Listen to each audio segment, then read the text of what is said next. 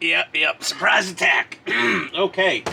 Oh, what am I in for? Welcome to the dumbest modeling channel on all of YouTube. If anyone doubts my tendencies of doing dumb things, here it is. This is the crown jewel of dumb. For me, at least. But it's a beautiful kit. There's so many great builders that have done this before me. Just a couple of them, obviously. Boyd at TrekWorks. You got Phil at Sprueverse. Matt's Model Shop. I watched a lot of his videos. He did an amazing job. Like, a lot of people have built this. If I missed any names, nothing personal. My brain can only hold so many tidbits of data before something else falls out that I need. So yeah, we've got the Polar Lights 1/350th scale Enterprise refit, and obviously for the real fans there, you know I was playing I was playing music from Star Trek II: The Wrath of Khan. I did order the mask design kit number 4 with the NCC-1701-A because I grew up on the later Trek movies as a kid, and honestly, The Wrath of Khan is like my favorite Star Trek movie of all time. Now, one thing I never talk about on my channel is washing kits. But there's some spooge in here. Look at that. You got definitely some kind of mold release goop. It's definitely goop. So this is going to get a cleaning. Look at that. Jeez, it looks like someone wiped their ass with this peg. Like that is, yeah. This is my first time experiencing that kind of. Look at this around these little holes. Look at that. Look at that crap. Looks like one of my dogs had a field day on this thing. Like, not, I'm shocked. I'm a little shocked. Honestly, this is probably the, I don't want to anger anyone. It's probably one of the lower quality moldings I've ever seen building models. I've been spoiled by, Tamiya and Bandai. Definitely not Plomax with that stupid Valkyrie. That was easily at this level. Once you get big, I guess with big, long, wide parts, it might be unavoidable unless you really gonna drop some major coin. Yeah, look at all this crap on here. Like, what is that? I mean, it's obviously some sort of mold release agent that they use. Let me just see what happens with some paper towel and some 99% isopropyl alcohol. Because honestly, if I don't have to go the soap and water route, honestly, I'm out of dish soap. We put the last of it in our countertop dispenser not too many moons ago, and of course we failed to replenish our supply. This crap doesn't want to come off. Oh, it's coming off. Okay. So, at the very least, I'm going to give this thing a good wipe down with 99% isopropyl. Ooh, ugh. Blech. So much gross on this. So yeah, look at this, just spooge, just poop everywhere. Who pooped on my Enterprise? There's no bathrooms on this thing. All right, there's a lot of flashing from the mold pins. Look at this. Extractor pin marks. Is that it? Yes, extractor pins, I believe. Correct me again in the comments. I rely on your comments to correct my stupidity. It's appreciated. Don't ever feel. I mean, if you're being mean, obviously, that's not nice. But like, you're like, oh no, you're wrong. It's so and so. I'm like, oh, I didn't know that. Okay, well, there we go.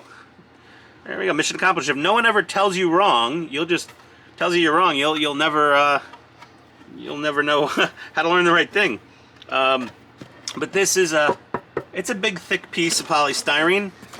God, the amount of friggin' mold boogers on this thing.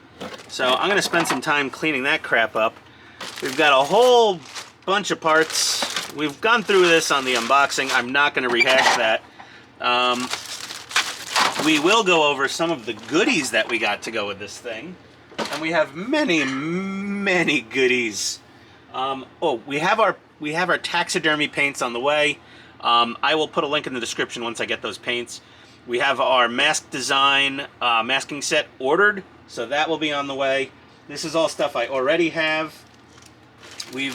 So if you go on Shapeways, there's a guy on there, Spaceways Parts on Shapeways, and he makes these extremely spiffy, much more accurate 3D printed bits, and they are just gorgeous. They are lovely. I ordered most of everything this person made. I was lucky too. At the end of last year, Shapeways had like an end of year sale, so it was 20% off everything. It was. I mean, it's still expensive as hell, you know, since you don't have the skills to make the 3D file, and you don't maybe have that resin printer. We've got our engine. Here's our little impulse engine area. This part was actually recently corrected by Spaceways, and is the guy's name Mark, or am I screwing up again? Either way, really, I think it's Mark. He's a really nice guy, customer service top notch. One of the parts got mangled in translation on going from him to Shapeways, and he sent me a replacement, and a pretty lickety split, just like Phil there on Sprueverse. We got our Photon torpedo launchers and our rear hangar bay side pieces there. So those are nice. Shuttle bay, hangar bay. I gotta get into, my brain needs to get into Star Trek mode. There's the incorrect one. But it does have the impulse crystal, which is beautiful. That fits perfect. We've got an arboretum here. I don't need to unbag every single thing here. Arboretum. We've got our planetary sensor. There we go. This one I'll unbag. This is pretty cool. It's a nice looking little part. Look at that. Look at that detail. It's a gorgeous part. It's beautiful. I'm totally in over my head here, but these are gorgeous parts. You know, come on. Back in the bubble wrap. I need the protection. You know, I'm a klutz. Let's see what else we got here. Dun, dun, dun, dun, dun. I love the soundtrack. Well, the score to Star Trek 2. I think it's the best score there is too. Not just the best movie. Just that movie was just, everything about it was just so good. There was so much awesomeness. And we got our AB deck, bridge, basically. We got our bridge. I opted to go with just a solid bridge. I'm not going to paint the whole interior. World of Wayne, he's doing the same thing. He did the whole inside. Oh my God. Good on you, Wayne, but not my cup of tea, so to speak. I'm sorry about the thumb, guys. I smashed it. I know it's grotesque to look at. Yeah, there we go. It's a lovely part.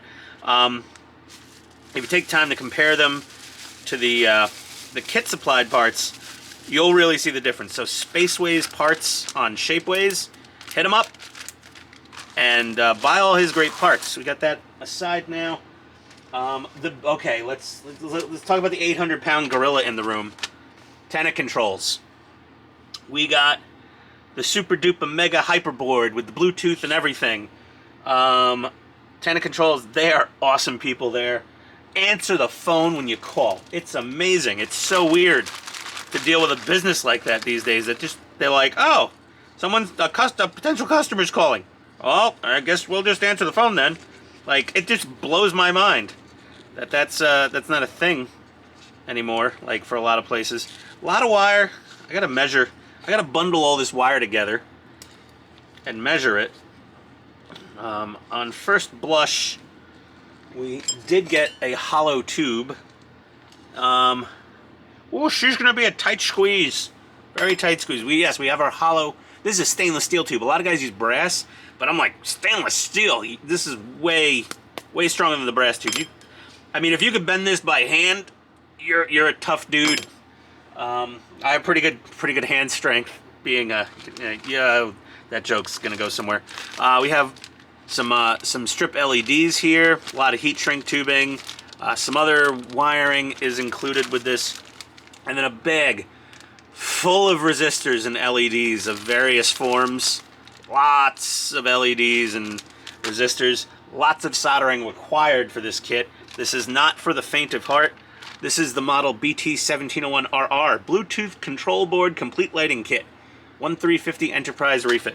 I know there's one or two small differences in the lighting details between Star Trek 1 and then Star Trek 2 and later movies. There's like one light that doesn't blink or does blink. I'll go back. I'll find the video. I forget. Somebody probably Boyd covered it in one of his 10-year-old videos. But yeah, this, I mean, that's a crazy thing. This also has a speaker output. Got a headphone jack there. So this runs on external speakers.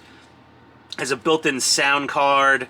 It's got a micro SD. You can add your own sounds to it. So if you wanted to download, movie score parts or parts of dialogue, there's already some stuff preloaded on it.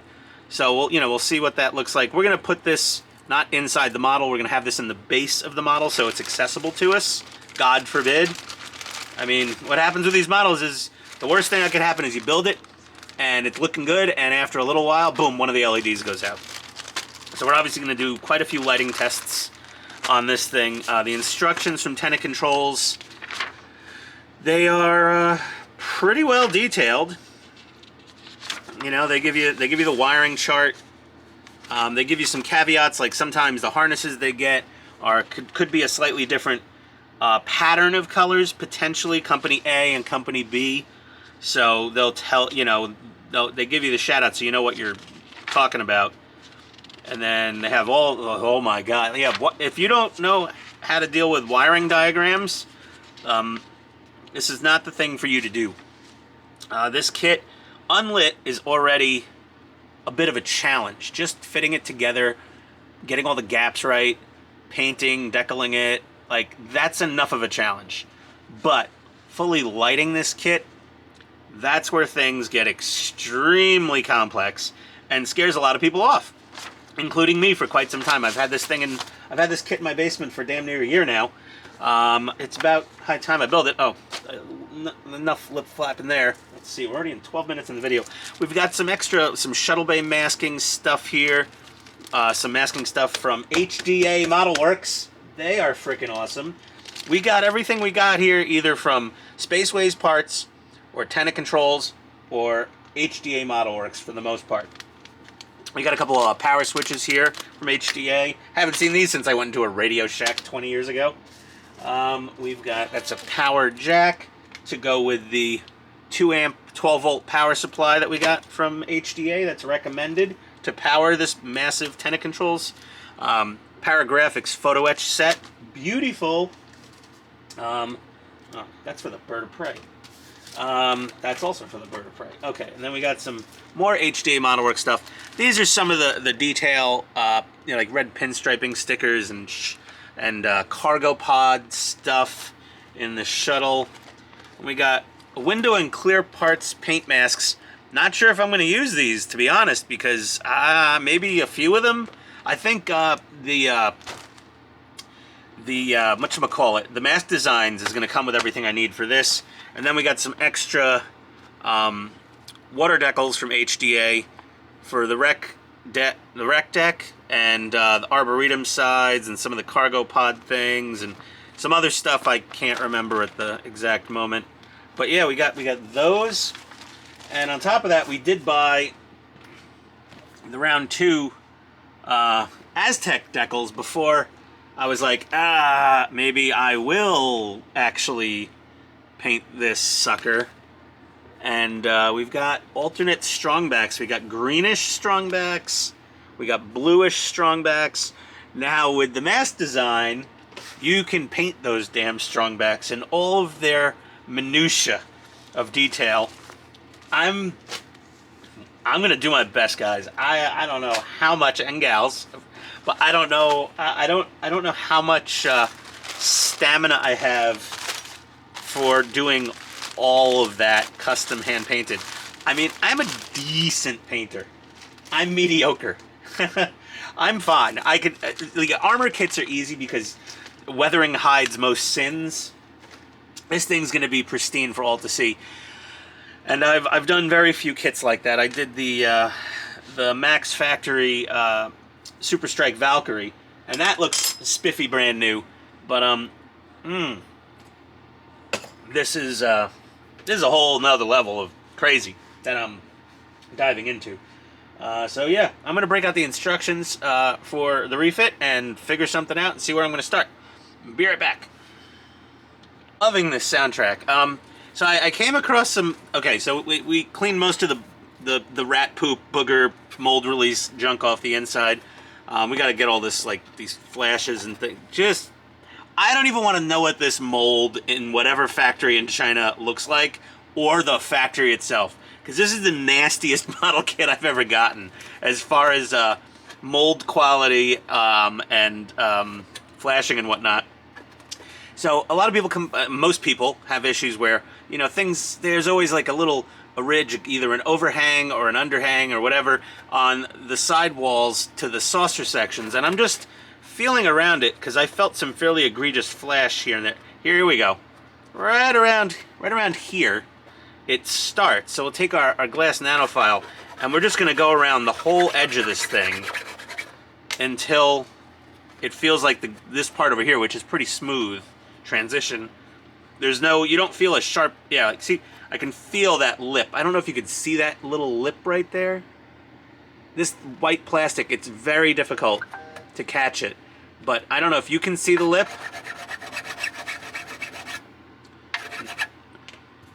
Now the lip is gone. It's just a little flashing. That's basically it, like a little spooged out the sides of the mold when it clamps shut. So I got to go around this whole saucer and sand this. No one wants to watch that, but now you know what I'm doing. Oh God, sorry for the thumb. I'll try to use this hand as much as possible. That's what she said. I'll be right back. Righty. Okay. So I strongly recommend, highly recommend, whatever you want to say.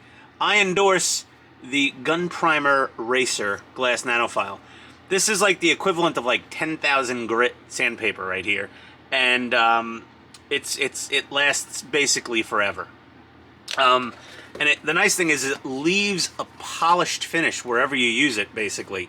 It polishes the plastic. So you don't have any sanding marks to worry about covering up with primer, high build, or going over with higher grits of sandpaper, 1,000, 800, 600, what.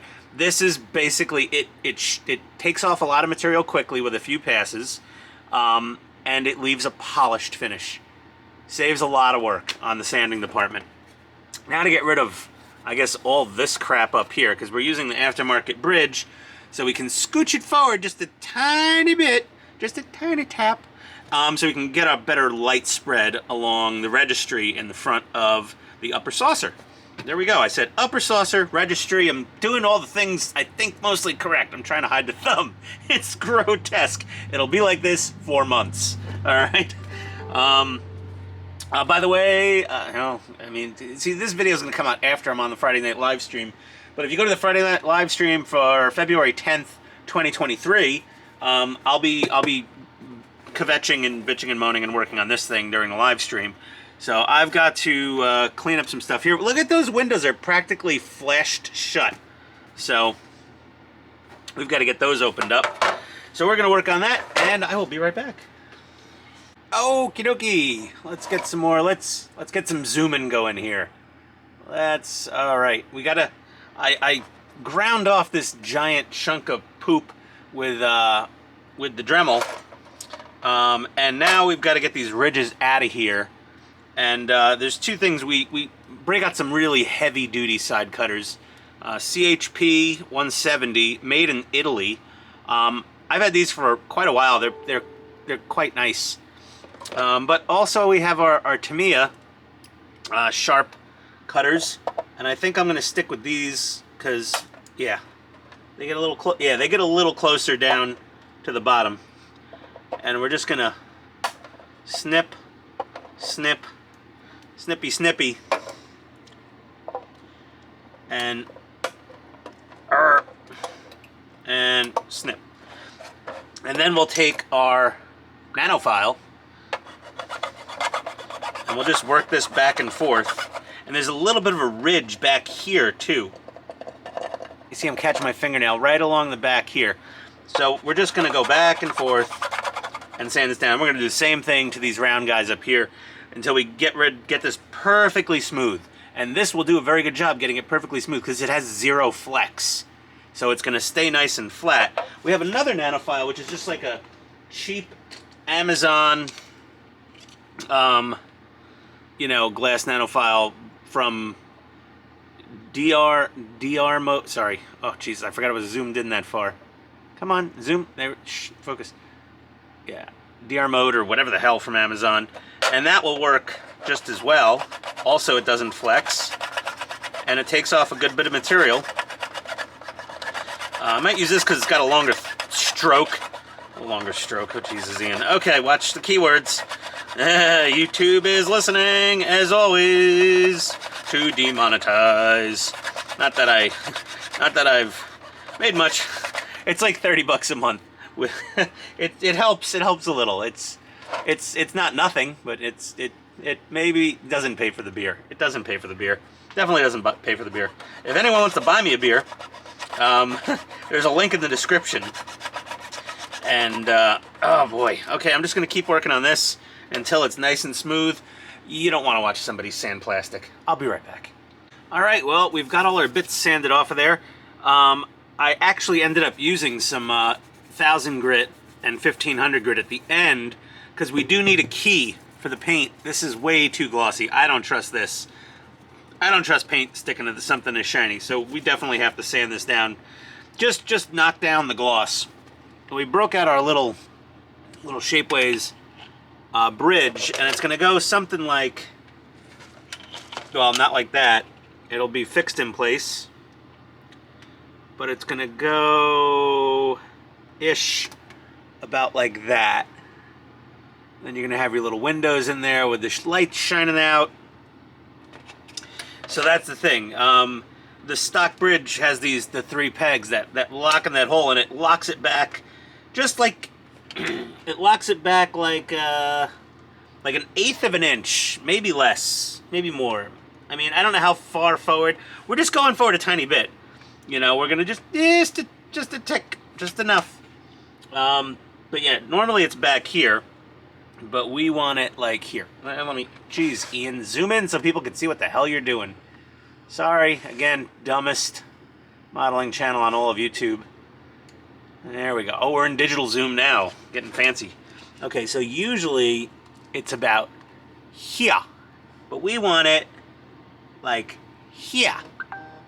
That's it. Just that little difference right there. Just this tiny tap forward, and that's that. This has already been kind of a lot of work just cleaning up this upper part of the saucer. The edges are nice and smooth now. I'm not feeling any egregious sins. Well, maybe a little. There's always... The sanding is never done with this model, apparently. I've had similar experience of that Plamax Valkyrie. That thing was a friggin' waking nightmare the whole time I was building it, practically. Oh, sorry. Again, now, dumbest channel. Now we need to zoom out. Doofus. There we go. Yeah, so I'm just feeling around the edge. Just like tiny bit of a rough spot. Not much pressure. Let the glass file do the work. You're just directing it. Now, oh, slick like a baby's bottom. I've actually never touched a baby's bottom. I have no children, nor have I touched other people's children. But that's the saying. I'd say slick is a brand new non-stick frying pan. Before, you know, somebody forgets you're not supposed to use metal utensils on the cast freaking non-stick. And then, oh, well, you know, yeah. Who has that argument? Using the wrong utensils in the non-stick pans at home. I'm sure that keeps many people at odds with their loved one or significant other. Either way, this is it for right now. We've recorded a lot of minutes. So on this intro, I think we might stop here. And I gotta look at this lower half of the saucer and see what the hell's wrong with it. Yeah, this edge feels a little sharp and flashy as well. So, oh yeah, you could see some, yeah, I just peeled off a little bit of flash there. This thing definitely needs a good bit of work before I even want to start dry fitting parts. Also, this is the party trick of this thing. See this giant peg right here that shouldn't be here? Watch what happens when we do this. Boo! Oh, it only made it to the 3D printer. The last bit I cut off on the upper half of the saucer, that thing went halfway across the damn garage. You might want to wear safety glasses when you're building this thing, when you're cutting off those those leftovers. So that being said, there we go. We're going to put our little bridge back in its baggie for now to keep her safe and off in the pile on the side. All right. Well, I'm probably not adding to this video. If I do, I will. But otherwise, I'll see you next time, everybody. Have a good one. Bonus scene, post-credit scene. We've got our paragraphics photo etch for the officers' lounge. We've got it puttied in there fairly well. We've done watch the live stream if you've got 3 hours of your life to spare. But we're just gonna hit this with a little bit of Tamiya Fine Surface Primer, light gray. Bear with me, I'm going under the bench.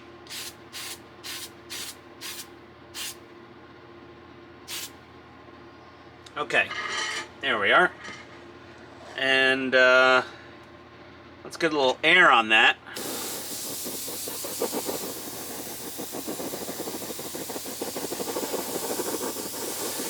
You do your putty and you get it as good as you think you can, and then you hit it with a little primer to see, oh, how horrible it is.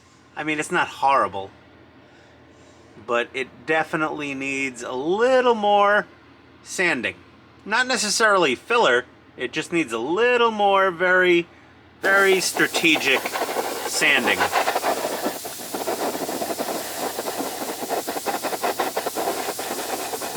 But yeah, if anyone wants to watch the pain and misery of putting in this officer's lounge photo etch, there's multiple ways you can do this. There's the Boyd way, where he carves the window opening out and then carves down the photo etch to fit flush in the window opening.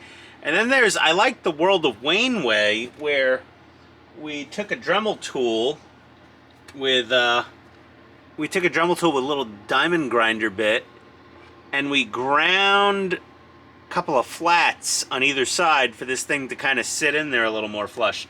That's the way I went. It's worked pretty well so far. It needs a little more work. I'd like to say I'm not going for perfection. This is my first one. And Boyd at TrekWorks has built, I don't know how many of these things, a dozen, 2 dozen, 3 dozen. He's finally given up taking commissions for this model because it's a lot of work. You know, it's very fiddly to get it looking mwah, just right. But yeah. So I'm gonna, it's pretty late.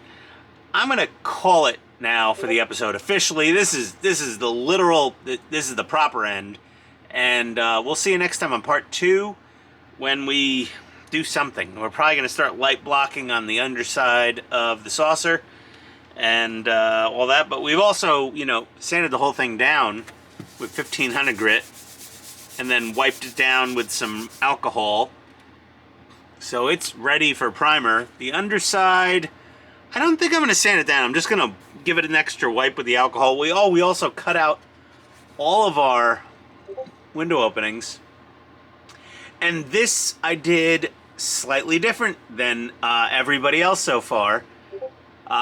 Everybody's usually pulling out Dremel tools. Now, I was doing this on a live stream, and it came to me that if I went down, and I'll just show you this real quick, if I clipped vertically with my Tamiya nippers, and then I came back and I scored the bottom of the pieces right there, okay, on both sides with the hobby knife. Then I grabbed a pair of pliers and I wiggled it back and forth gently. It just pops right out and comes out nice and clean.